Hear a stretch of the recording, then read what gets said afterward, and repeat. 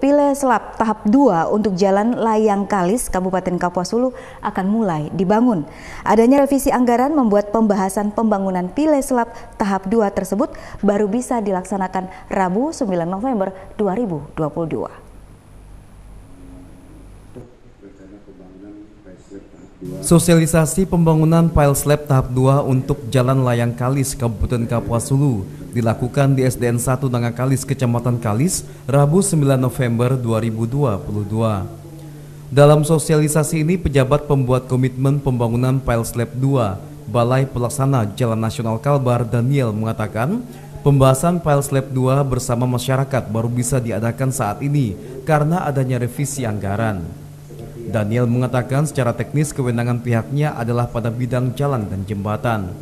Ia juga mengatakan pembangunan pile slab atau pondasi tiang pelat adalah opsi yang tepat untuk mengatasi permasalahan banjir di Sampak, Kecamatan Kalis. Daniel menjelaskan perencanaan pile slab 2 sepanjang 2 km di ruas Semangut Putus Sibau muncul di pertengahan 2021. Selanjutnya pada Maret 2022, BPJN Kalbar mengadakan rapat dengan unsur Pemkab Kapuas Hulu. Kemudian ada beberapa masukan dari Pemda. Pertama, pembangunan pile slab setelah jembatan Sampak sepanjang 1 km sebelum jembatan Sampak hanya timbunan. Kedua, berupa timbunan ringan dari jembatan Sampak. Ketiga, tetap berupa pile slab sepanjang 2 km.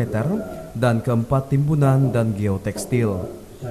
Masukan itu kemudian ditinjau dan dari 4 alternatif secara teknis dan ekonomis yang sesuai hanya pembangunan pile slab seutuhnya dengan panjang 2 km.